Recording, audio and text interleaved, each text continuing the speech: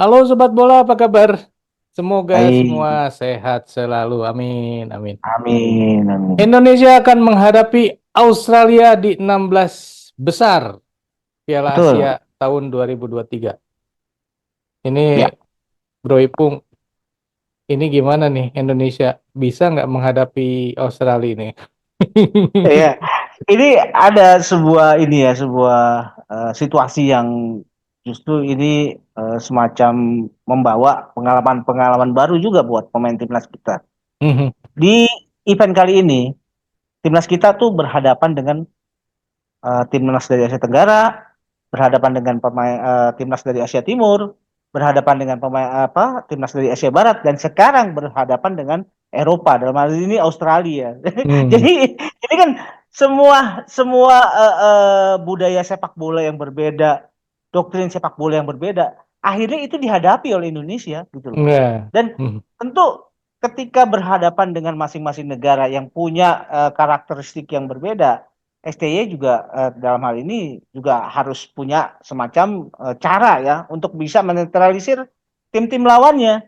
Ketika menghadapi Irak juga kan ya terlepas dari segala macam kontroversi, Indonesia mhm, kan bisa melawan di situ, mhm, gitu loh. Itu Indonesia bisa melawan negara-negara dari Asia Barat. Ketika Indonesia juga bisa menciptakan gol yang sangat indah, yang dibangun dari bawah, itu kan kelihatan sekali. mhm, Itu dibangun, itu di apa ya, dirancang dengan sangat bagus gitu loh mhm. oleh pemain kita. Ketika melawan Vietnam pun begitu. Kita juga oke lah dengan Vietnam kita sering ketemu ya. Mhm, Nah, syukurnya di kali ini kita ketemu Vietnam kita menang di Piala Asia. Itu mhm. berbeda tentu kalau kita menang hanya di Piala AFF gitu loh. Ya, ya. Nah, yang terakhir kita juga menghadapi Jepang. Jepang yang ternyata bermain dengan sangat serius ketika menghadapi Indonesia. Ini kan juga memberikan pemahaman baru mengenai sepak bola yang ada segala macam karakteristik buat pemain-pemain kita. Mhm, Dan syukurnya kita juga menghadapi timnas dari negara yang punya ranking FIFA paling bagus ya, dan mungkin calon juara. Nah, ya. ketika melawan Australia, secara jujur saya menganggap atau saya menganalisa bahwa Indonesia lebih punya peluang ketimbang Indonesia ketika melawan Jepang. Saya melihatnya seperti itu, bro. Walaupun walaupun ranking FIFA-nya Australia juga cukup tinggi ya, Bro. Betul, cukup bagus Australia. Australia juga kan langganan peserta Piala Dunia dan Nah, mereka juga punya pemain-pemain yang bermain di Eropa gitu loh. mhm. Nah, cuma Tapi masalahnya begini, kalau saya melihat ya, eh, kenapa kemudian saya menganalisa bahwa Australia itu lebih lebih memungkinkan untuk kita kalahkan ketimbang melawan Jepang mhm, dengan pertimbangan gini. Saya melihat bahwa pemain-pemain kita, terutama sekali pemain diaspora kita, itu adalah pemain-pemain yang besar, kemudian bermain juga itu di liga-liga Eropa. mhm, Contohnya Rafael Hafner, Ivar, Jordi Amat, gitu loh. mhm, Elkan Bagot. Mereka yang sudah mengetahui kultur dan karakter sepak bola Eropa. Itu mhm, kan kalau kultur dan karakter sepak bola Eropa itu sama persis dengan apa yang dibawa oleh timnasnya Australia gitu loh. mhm, Bisa saja ini kan memberikan keuntungan gitu loh. Memberikan keuntungan buat timnas kita. Jangan lupa kita ada Egy, ada Witan yang pernah pernah juga dan tahu karakter pemain-pemain Eropa gitu loh, Bro. mhm, mhm, Nah, yang berikutnya kemudian saya juga melihat advantage dari timnas kita. Dulu Australia ketika melawan pemain-pemain atau timnas-timnas dari Asia Tenggara itu terbiasa memanfaatkan bola-bola atas sih. mhm, Umpan-umpan diagonal dari sayap untuk bisa dimanfaatkan melalui tandukan gitu loh. Tapi ketika melawan Indonesia saat ini, rasanya gaya permainan tersebut agak sulit dilakukan. Mereka juga akan melihat bahwa di situ ada Elkan Bagot, ada Rizky Ridho, Jody Amat, Justin Hubner, Ivan Jenner, Rafael Struik, yang rata-rata tinggi dan tidak mhm, bermasalah dengan gaya permainan bola atas. Jadi mhm, artinya opsi serangan dari Australia melalui umpan-umpan diagonal bola atas itu mungkin saja bisa kita reduksi. Itu mhm, yang kedua. mhm, Yang ketiga, ada salah satu karakter pemain-pemain kita yang mungkin akan menyulitkan pemain-pemain Australia. mhm, Pemain-pemain kita kan terutama di sayap. di lapisan depan itu adalah pemain-pemain yang punya keterampilan, punya kelincahan, dan punya penguasaan bola yang bagus ya ketika bermain dari sayap ya. Dan Mhm. bisa saja ini akan sangat menyulitkan pemain-pemain Australia untuk bisa menetralisir. Jadi Hmm. mereka oke lah, mereka bisa pemain Indonesia bisa melakukan ya boleh dibilang dengan memanfaatkan kegesitannya itu untuk katakanlah menjauh dari hadangan pemain-pemain Australia gitu. Mhm. Jadi ada beberapa hal yang saya melihat bahwa ini adalah keuntungan buat timnas kita. Wah, Gitu, bro. kalau kemudian menang lagi lawan Australia, wah gila deh. Ini rekornya. Ya, saya senang sih kalau Indonesia bisa menang ya. Wah, itu benar-benar Pasti. wah, luar biasa Ini lah. sejarah lagi, bro. Ini Sejarah sejarah baru lagi. lagi. Sejarah baru lagi bahwa Indonesia bisa, katakanlah bisa mengalahkan Australia. Dan ini bukan sesuatu yang tidak mungkin. Mhm. Apalagi belakangan pemain timnas kita juga kan punya opsi serangan yang mungkin agak sulit untuk diantisipasi saat ini, Mhm. yaitu melalui lemparan ke dalamnya Arhan. Mhm. Dan berkali-kali kan lemparan ke dalamnya Arhan juga menyulitkan buat area pertahanan lawan, gitu Mhm. loh. Dan terbukti ketika melawan Jepang sekalipun, Jepang aja kewalahan bahkan dengan opsi lemparan ke dalam itu bisa terjadi gol. Mhm. Ini juga bisa dimanfaatkan dan rasanya Australia juga mungkin juga sudah mengetahui ya Mhm. bahwa akan sangat sulit kalau misalkan Arhan akan melempar. Mhm. Jadi ketika mereka akan katakanlah buang-buang bola, tidak akan berani lagi di daerah-daerah yang mungkin masih dalam area jangkauan lemparannya Arhan gitu loh, bro. Mhm. Mhm. Nah, bro, kira-kira peluang Indonesia Mm-mm, tadi kan udah disebut tuh. Ya, mm-mm, adalah peluang Indonesia mengalahkan Australia. Kira-kira untuk bisa mengalahkannya ini harus mm-mm. mainnya seperti apa? Saya pikir main ketika melawan Vietnam itu lebih bagus ya. Hmm. Kita sudah langsung eh, memberikan tekanan dari sejak awal. Pemain depan kita itu sudah langsung melakukan pressing-pressing di daerah pertahanan lawan. Mhm. Dan ini juga tidak mungkin itu bisa dilakukan juga ketika melawan Australia. Yang tujuannya untuk merusak ritme serangannya Australia dan merusak ritme permainan Australia secara keseluruhan. Mhm. Dan tentu yang dibutuhkan adalah pemain-pemain yang punya satu ya punya fisik yang bagus untuk bermain high pressure itu memang dibutuhkan fisik yang bagus. Dan terbukti bahwa pemain-pemain kita bermain selama 90 menit juga kan tidak kelihatan kedodoran. Itu Mhm. bisa dilakukan. Kemudian pemain-pemain saya pikir ya sebaiknya ya kalau kita melihat dari breakdown dari bawah sampai ke depan itu tentu kiper masih tetap Hernando ya. Saya melihat Mhm. Hernando adalah yang opsi yang terbaik. Nah, dalam hal ini saya melihat Elkan itu bisa diturunkan nih ketika Mhm. melawan Australia. Mhm. Elkan agak di kiri, kemudian di tengah Jordi Amat dan di kanan itu bisa Sandy Walsh. Mhm. Tuh. Dengan demikian tiga di belakang, saya sih lebih suka ada penumpukan di lapangan tengah. Tiga, lima, dua, katakanlah seperti Mhm. itu ya. Mhm. Lima itu kiri bisa diisi Arhan dengan harapan Arhan bisa dimanfaatkan untuk melakukan opsi lemparan ke dalam. Kemudian di situ Ivar Jenner duet dengan Justin Hubner Mhm. dan Marcelino juga bisa dimasukin di, Mhm. di, di, di tengah sebagai penyerang lubang. Kemudian di kanan itu bisa Asnawi gitu loh.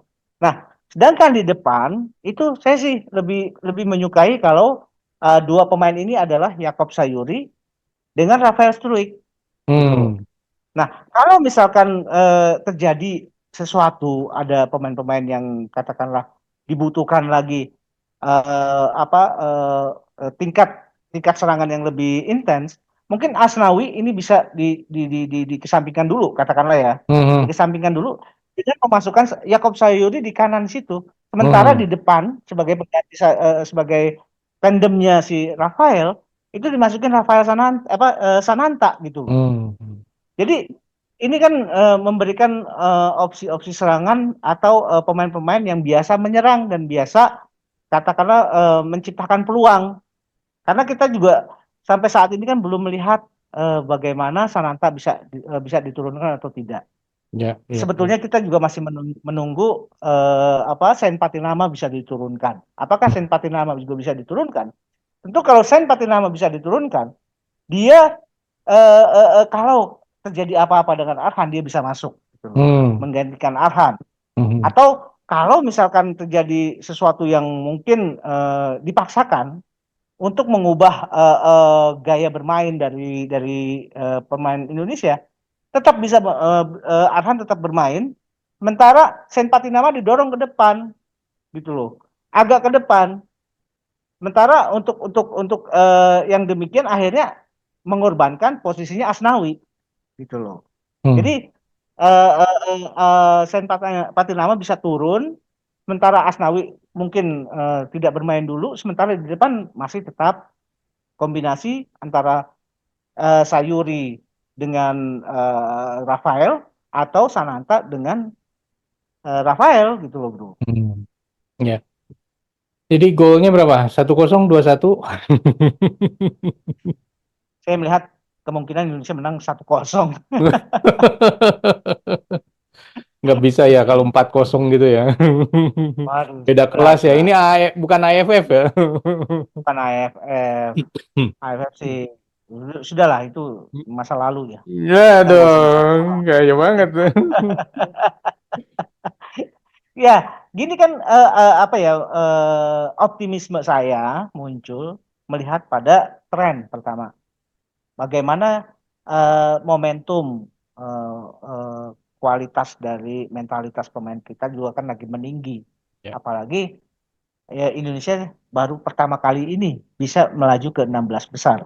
Tentu Mhm. mereka juga tidak ingin menyia-nyiakan kesempatan ini. Ya. Kemudian ada faktor berikutnya, faktor STY.